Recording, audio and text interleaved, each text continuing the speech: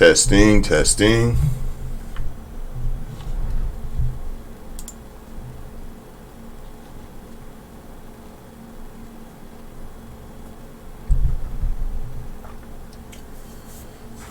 Testing, testing. How we sound, how we sound.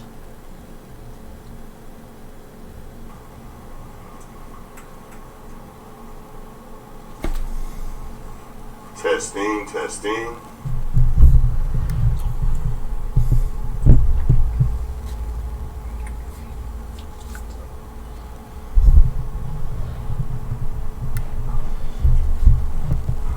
Testing, testing. How we sound, how we sound. Okay, that's good, that's good.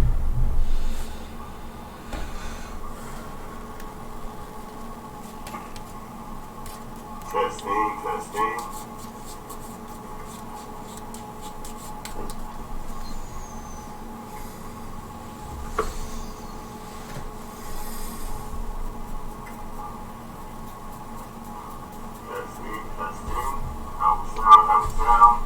Okay, that's good, that's good.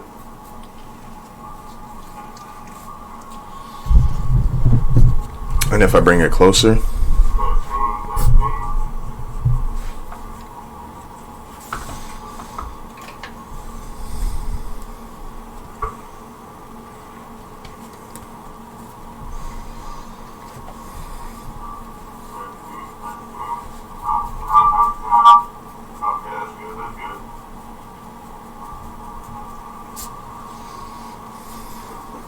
And if I bring it closer.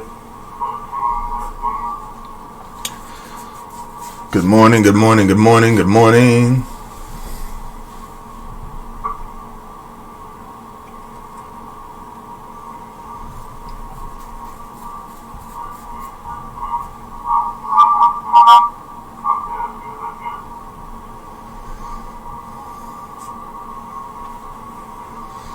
And if I bring it closer. Good morning, good morning, good morning, good morning.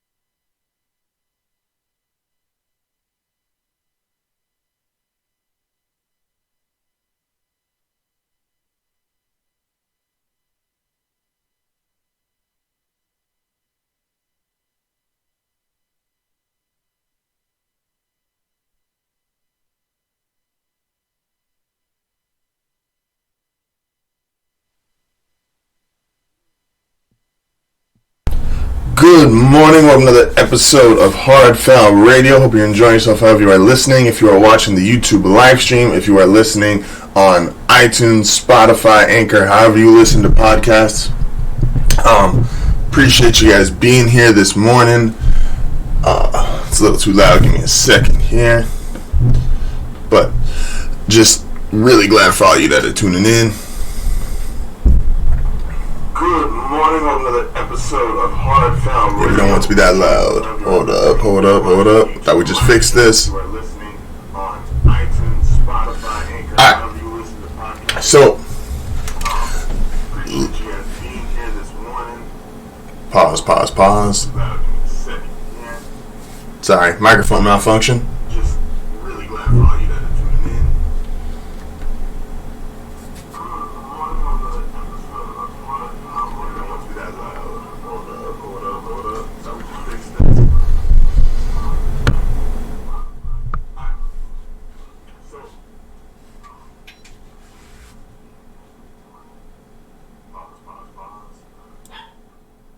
There we go. I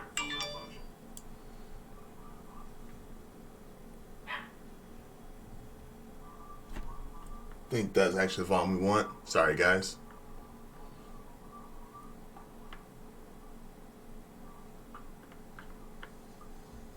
I gotta hear this real quick.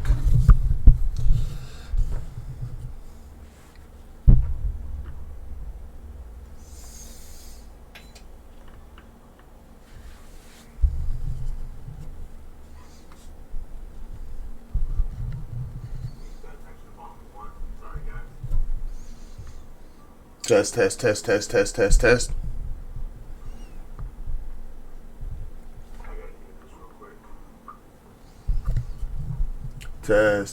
Good morning. Test. Good morning.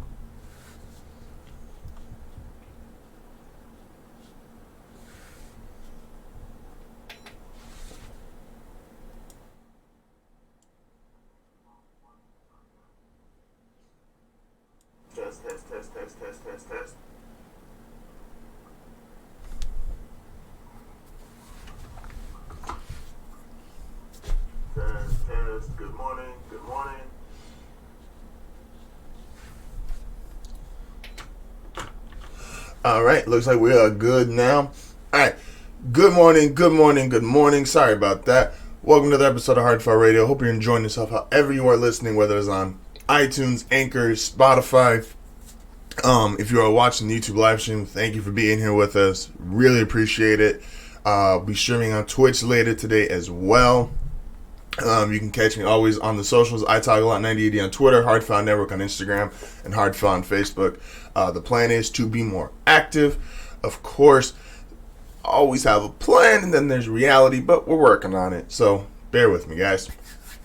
All right, so we have to start out with a point that if I haven't beaten to death here on HardFoul, I'm going to make it my lifelong goal to. And that is when it comes to talking about players, when it comes to talking about the greatness of some of these guys, I have always said since day one, you can go back and check my very first couple videos, don't because they're not that great, but that greatness to a degree should be based on how your peers view you, right? I can say this guy's great. You can say she's great. I can say they're this, that, or whatever. But the peers, the people that have been in your situation, their opinion and the way they value and look at you should mean something. If it's the pizza, I don't care if you're delivering pizzas, making instruments, playing a sport, whatever it is, how good you are and how great you are, to a degree, your peers have a say in it. How they view you, how they think of you. And that was never more evident than in last night's All-Star game, right? When you think of the legacy and impact of a Michael Jordan, that's not just him scoring 40 points a night, that's not just him having 6 NBA championships, it's not just him having 10 scoring titles. Do you notice the way the guys talk about Michael Jordan? Like, the best of the best, the highest level of athlete playing basketball. Guys looked at him and like, oh yeah, that dude's better. I don't know, I'm good. Like I'm really good. I'm an all-star. I'm scoring 20 points tonight. I'm scoring 25 points a night. Best player on my team. Yo, that dude in Chicago, he's a little better. He's a little better. Right? And that's, no one was willing to, even when they were trash talking, no one was willing to go to the level of disrespecting Mike while he was playing, because they could tell, yeah, that dude's just better than me. Yeah, that's the best player in the league. That's the best player on the planet. Even with the scandal of his first retirement, if you want to call it a scandal, the way guys viewed and talked about him was different. Then you get to the next level of how great you are, and that's your legacy. What did you leave behind? Michael Jordan, there was guys in real time wearing his shoes, And guys still playing today wear his shoes. He is still talked about almost on a daily basis because he is the bar, right? When you get in this conversation of who's the greatest player, oh, how great is he, how good is he, he's the first guy to do this since Michael Jordan is the bar. Guys are wearing his shoes. His legacy is still intact because his legacy is still relevant, and the way that it is carried on post his playing days, his legacy is that, right? So get to the All-Star game last night. That was Kobe Bryant's legacy in a nutshell. If you want to talk about the way that guys playing against him felt about him in real time, if you want to talk about the way guys talked about, yo, I can't stop him from scoring. Yo, this dude is just nicer than me. Yo, this dude just dropped 40 on me and shut me down. That's the best player in the league. Oh, that's the best Laker ever. That's the MVP.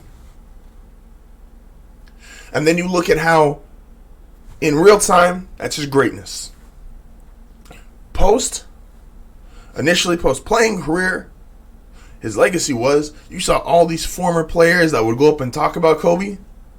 Yo, that's the best player I ever played against. Yo, Kobe was just nice, man. He scored 40, I scored 10. Kobe was clutch. Kobe was this, Kobe was that. His post-playing, the way people just talked about him, it was different. It was different.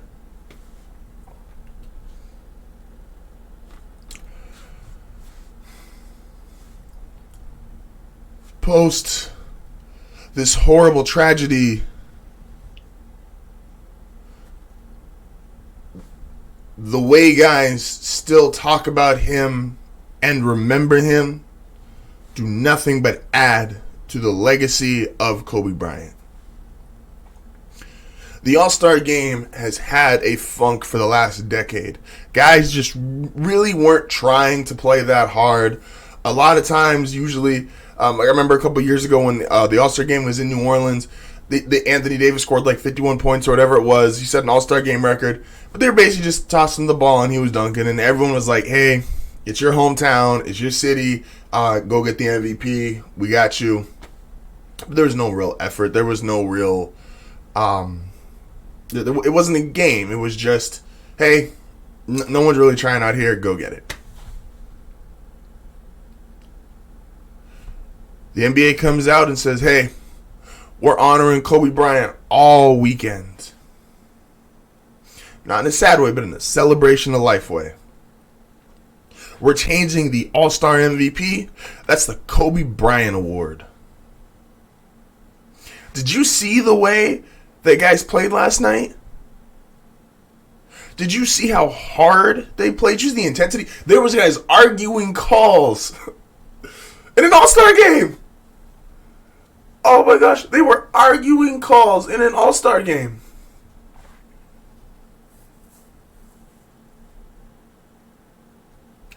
They were being physical in an All-Star game.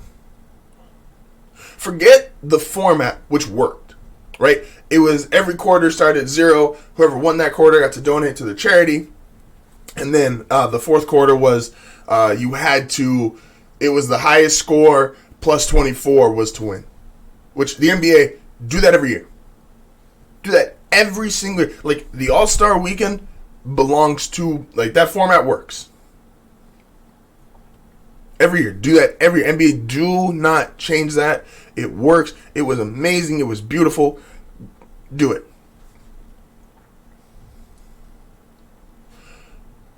The All-Star MVP was named after Kobe Bryant. And guys did not take that lightly. And so much so, it was not taken lightly. And you saw the effort, you saw the intensity, you saw the Mamba mentality, you saw how serious guys took it. Think about it. The NBA Finals MVP trophy is named after Bill Russell. 11-time champion, greatest winner of all time. But when it was originally announced, I don't remember what year off the top of my head that it was announced that Bill Russell would be the NBA Finals MVP trophy. It didn't feel any different. Still just kind of felt like, okay, they named it after him. He's got 11 titles. All right, you understood it, but it didn't feel like, oh, that's something different. Like, that now has extra meaning to it. Like, guys obviously still want to win the finals. Guys still want to get the finals MVP. Whether it's named Bill Russell or finals MVP trophy, that was, it was minimal, you could argue, on impact. There was no minimal about last night. The way guys played, this wasn't I just don't want to get hurt all-star game. This isn't I just want to go out there and shoot, 6-7 shots and then go sit down all-star game. That's the legacy and impact of Kobe Bryant. Guys were willing to... There's jokes on Twitter about it last night. Kawhi's been load managing for half the season, and the first time he played hard was in the all-star game. It's different. It's just different. There was a difference to Kobe when he played. There was a difference to Kobe post-playing. The way guys talked about him, the way guys viewed him, the way guys considered him. I used to always talk with Tony and Will, and we're all in agreement. There's a difference between the best ever and the GOAT. The best ever is, all right, LeBron might be the best ever we've seen play the game of basketball. He's 6'8", he's 260, he can pass, he can score, rebound, he can do things on a basketball court we've never seen before. But the GOAT has to do with legacy. Mike's legacy was attached to 6 rings, being undefeated. You could not touch him. His shoes, all this stuff, his legacy. Kobe's legacy is the 5 titles. Kobe's legacy is how hard he played. Kobe's legacy is the impact that he left, not only on NBA players that he played with, the guys that came after him, the legacy of what he's been able to do with women's basketball, youth basketball, the mentality, the effort, the passion. It was all there. It was all on display last night. What a beautiful all-star game. What a beautiful moment. Shout out to Kawhi for getting the first Kobe Bryant All-Star MVP trophy. Shout out to the NBA for how they handled that weekend. Everything was fantastic. It looked good. It sounded good. It was just a beautiful weekend. If you've been following me to any degree, you know how highly I have Kobe just on a player perspective, how high he is on my list. To me, Kobe Bryant is the GOAT. To me, Kobe Bryant is the greatest of all time, and this is not a post-mortem or a reflective thing. I've been saying this literally since day one.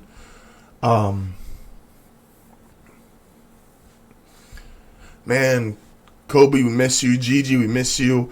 Prayers to the Altabelli family. Prayers to everyone that was involved, everyone that was affected. Man, I'm just a fan. Keep praying for Vanessa and keep praying for those kids. Just what a beautiful moment. Kobe, we love you and we miss you, man. HardFoul will be back momentarily.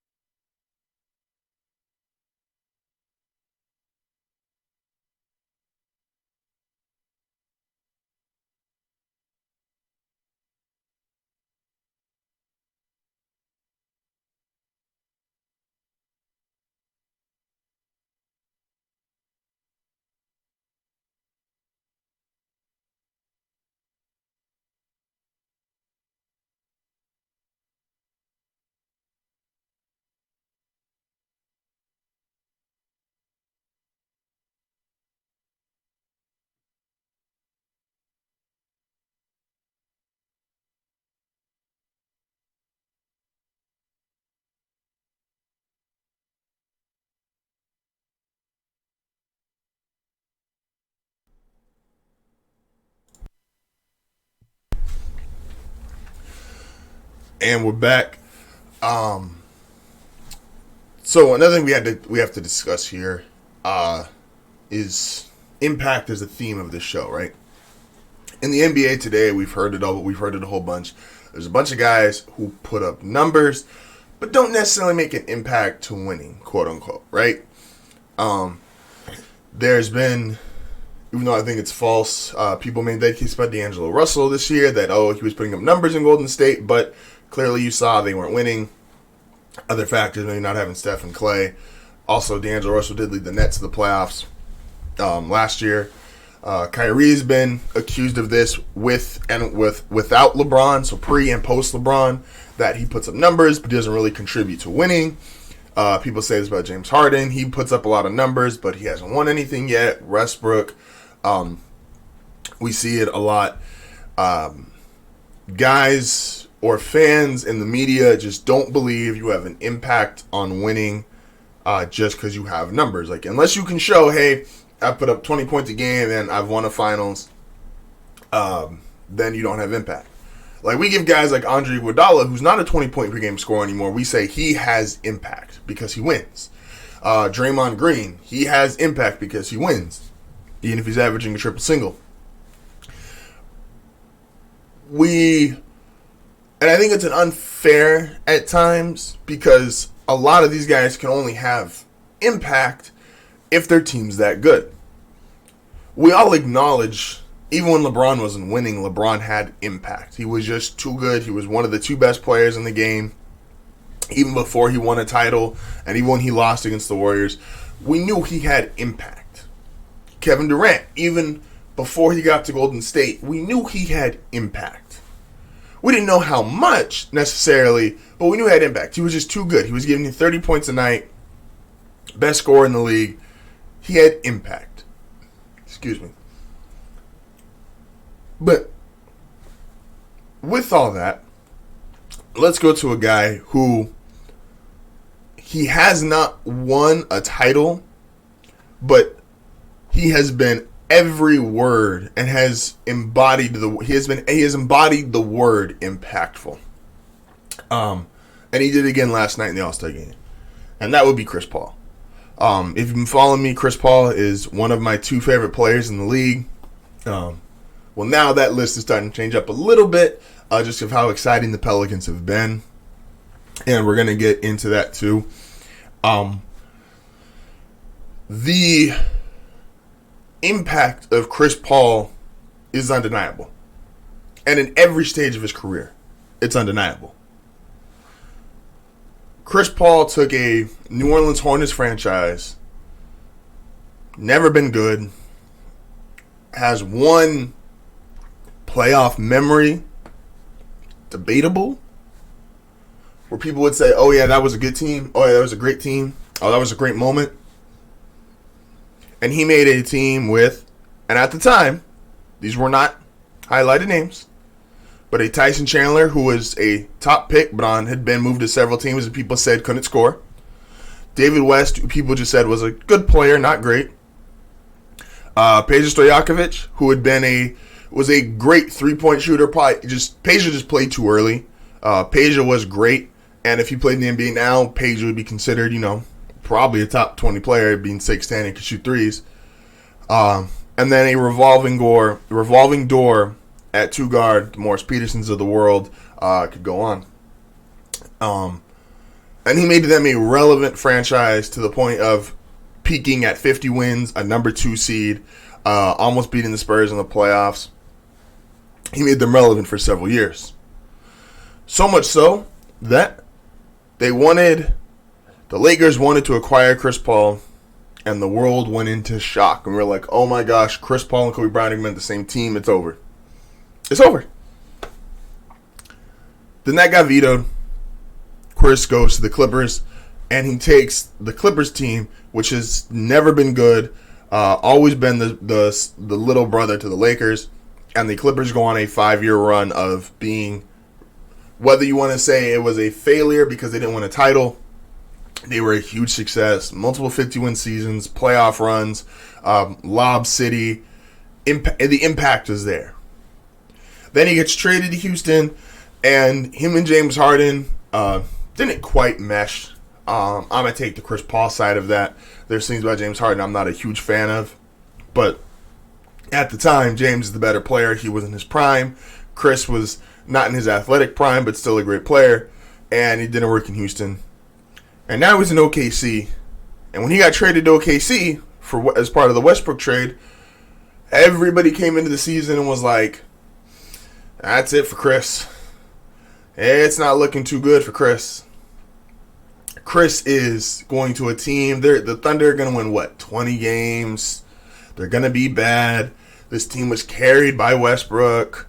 They don't have shooters. Even sharing like Steven Adams is overpaid. He's a guy who was only successful off of Westbrook. And now the Thunder are definitively a playoff team. Chris should be if you want to truly account for value in the most valuable player, he's not going to put up the stats, but if you put up the value of a guy, Chris Paul needs to be in your top 5 MVP candidates. And then go even to last night.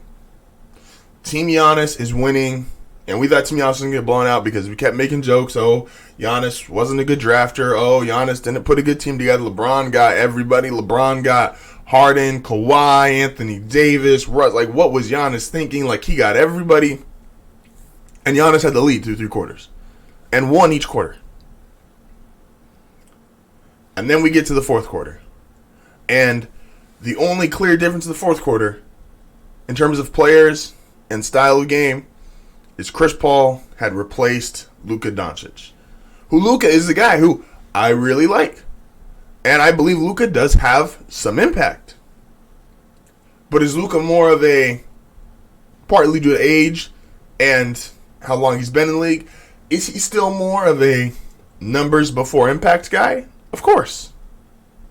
He's in his 2nd year in the league. He's getting his numbers. I don't know if you truly know how to impact a game until you've been through a playoff run and you've been through some of those moments where you're like, oh, I know how to handle myself now. I did this wrong early in my career. I know how to handle myself now. And Chris replaced Luka, and Team LeBron outscored Team Giannis by 9 in that 4th quarter.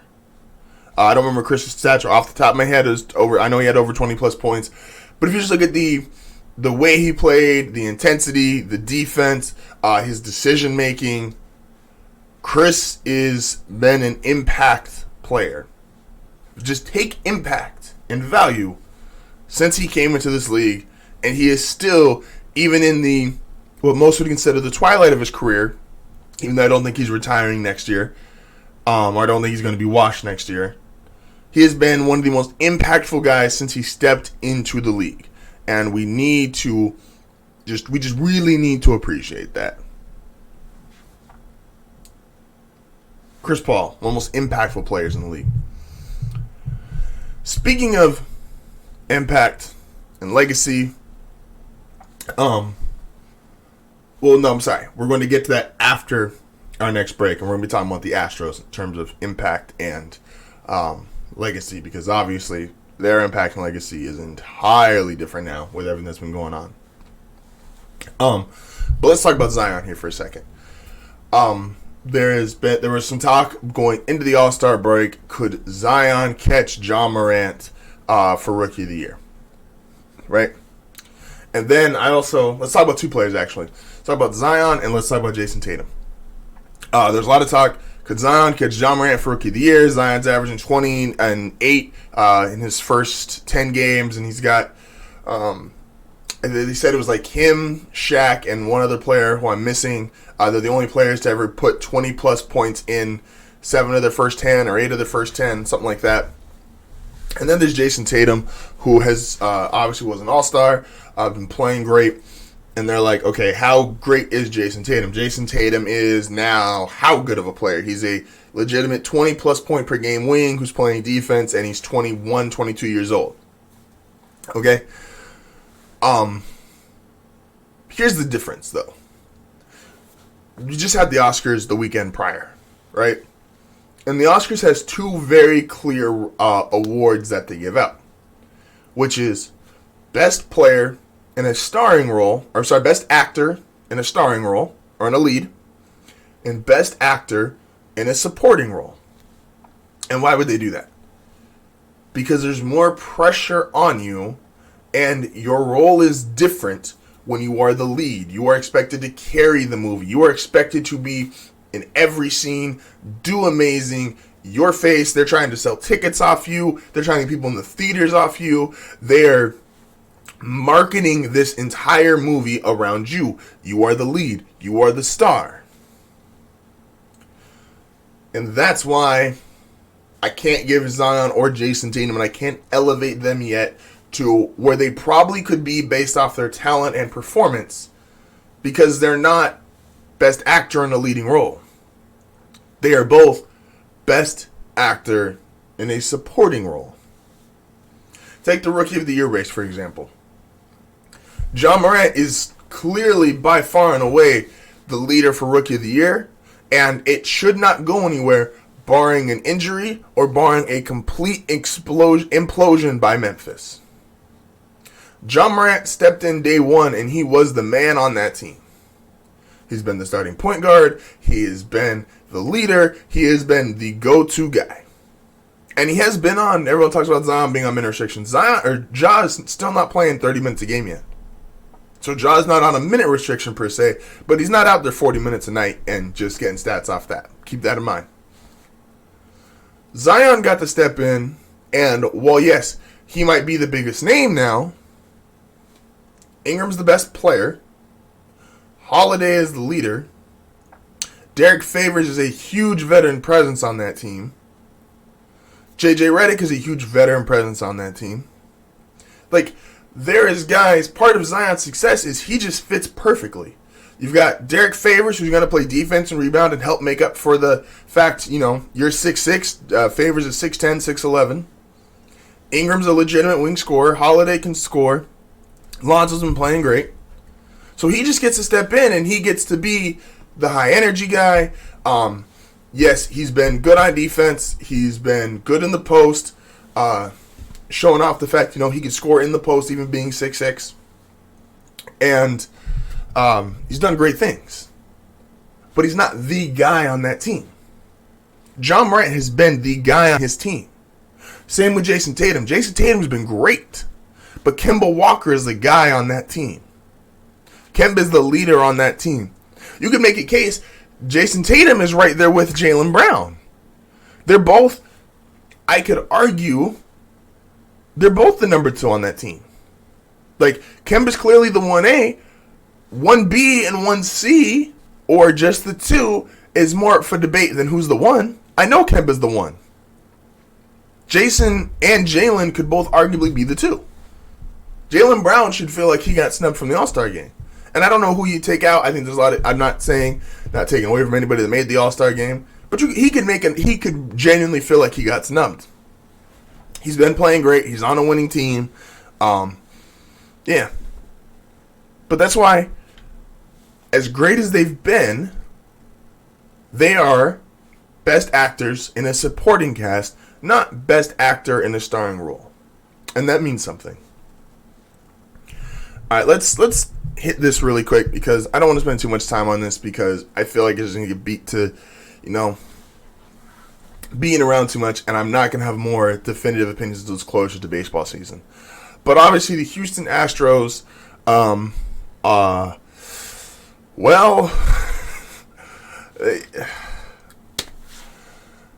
do you make of this?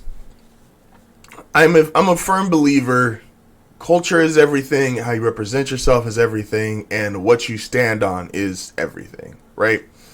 And when it comes to sports, each of the leagues choose to represent themselves in a certain way.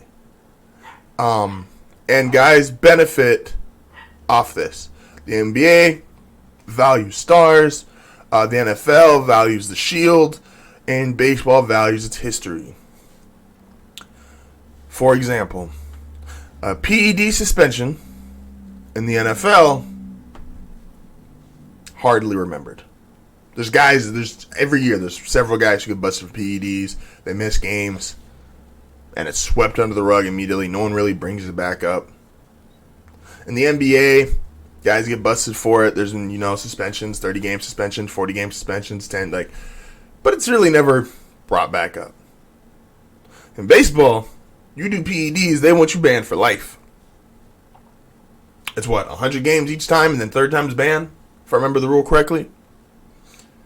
Baseball does not like its history and its numbers being altered in an unfair way.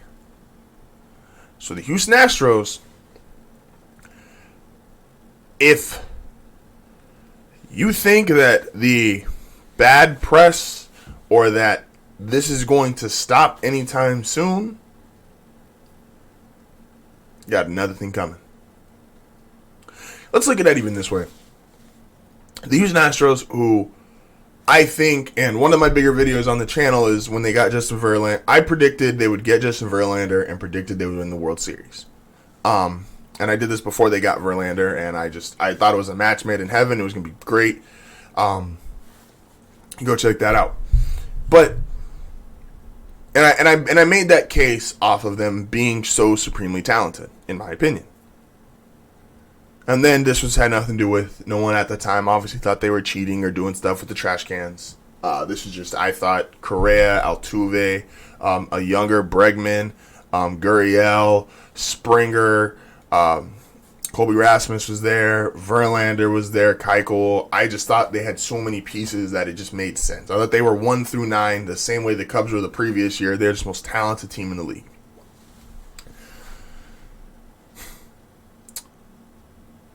With that, the Houston Astros 2017 championship season will now be seen to the same effect of Roger Clemens and Barry Bonds' Hall of Fame chances. I don't think anyone would deny that the Houston Astros were extremely talented. I just said Correa, Altuve, Gurriel, a young Bregman, Verlander obviously had a rotation, Keuchel, all the different guys that they had. No one would argue, Springer, no one would argue that they're talented. I don't think anyone would argue that Clemens and Bonds were Hall of Famers pre-steroids. I mean, look at their numbers, look at their performance, look at the way they look. I don't think anyone would argue that.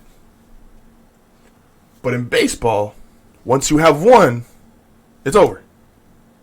You're caught cheating once, it's over. You cannot make the case for Barry Bonds and say, oh, well, he would have been a Hall of Famer if he just stayed with the Pirates, and he would have been okay, and it doesn't work like that. He cheated. He's a cheater for life. Probably never getting into the Hall of Fame. Even if Barry Bonds is the best player we've ever seen. He cheated. Never getting in. Alex Rodriguez, same way. If is the first time that they said he took steroids was supposedly in 01-02 when he was with the Rangers. Did anyone think Alex Rodriguez was not one of the best players in the game or was not going to be a Hall of Famer when he was in Seattle? The Astros could go on to be clean for the next 5 years and win 4 out of 5 titles. They will never be seen as a champion. They will never be seen as clean until this whole regime and every player that had anything to do with it is gone. Jose Altuve has a real chance to get into the 3,000 hit club. Won't matter. Alex Bregman's a top 5 player in the game of baseball. Won't matter. Justin Verlander is a surefire Hall of Famer. Maybe not anymore. This Astros team will never be seen as clean. This Astros team will never be seen as anything but as a team who cheated the sport. And baseball will never forgive that.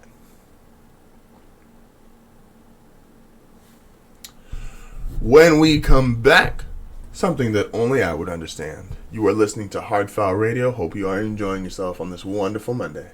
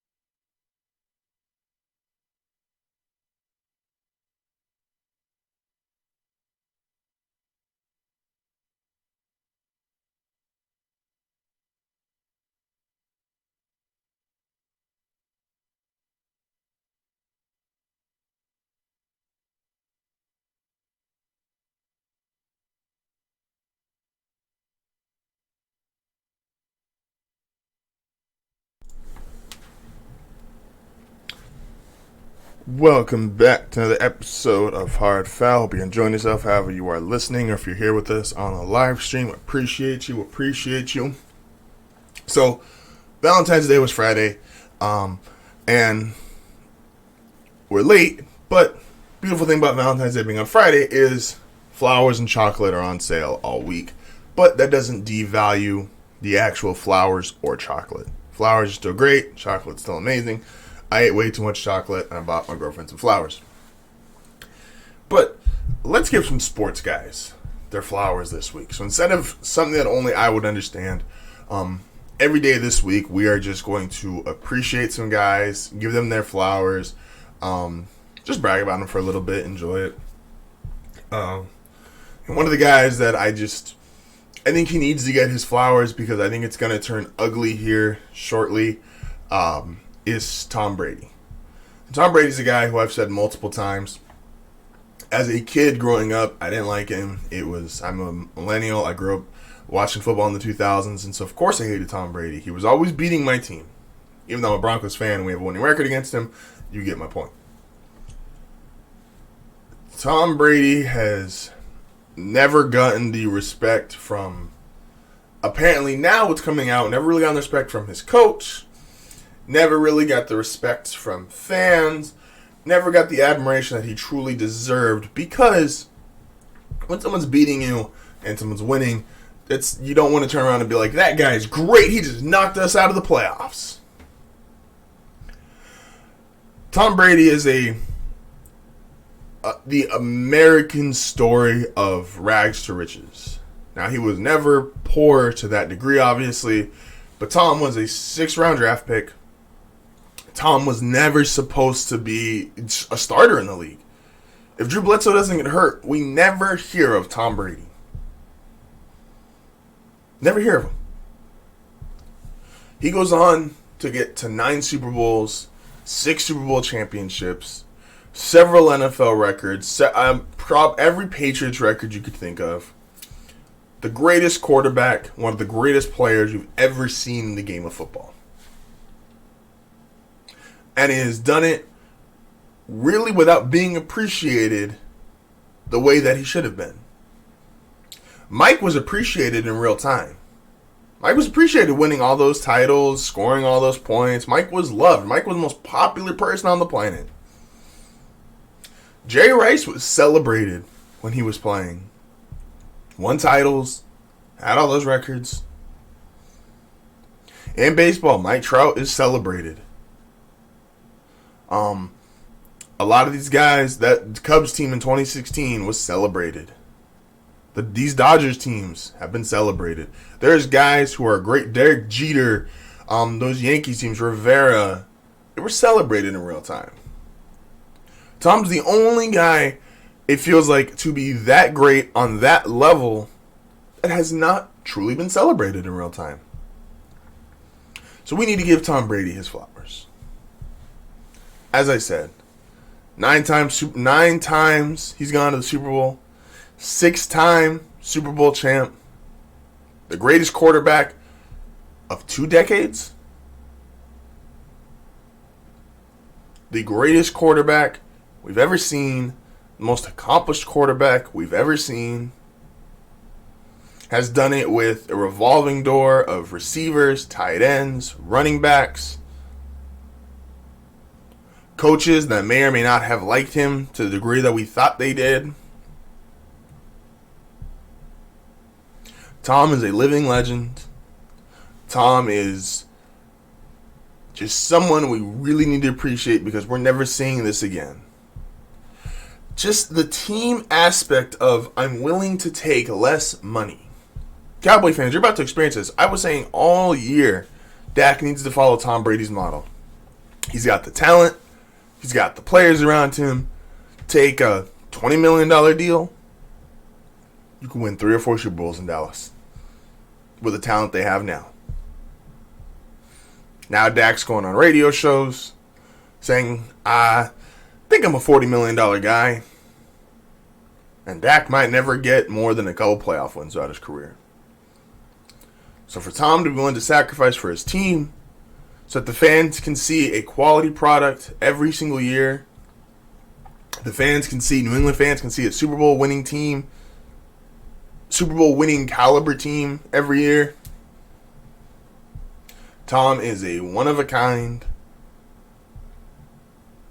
He's just, it's so, in the NBA, there's confusion or debate about who the GOAT is. In Major League Baseball, there's confusion or debate about who the GOAT is. In the NFL, there is no confusion. There is no debate. Give Tom Brady his flowers, man. He is the GOAT. With that being said, thank you for everybody that tuned in to the live stream. Thank you for anyone that is listening to this on iTunes, Anchor, Spotify. Don't forget you can check me out on the socials at italkalot9080 on Twitter, HardFoul Network on Instagram, HardFoul on Facebook. I will be streaming on Twitch tonight. That is Monday night. Trying to do like a 2-hour stream is the goal. And yeah, we will be back tomorrow. It's going to be a really good week, you guys. Appreciate you guys for tuning in. Love you. Appreciate you. Peace out.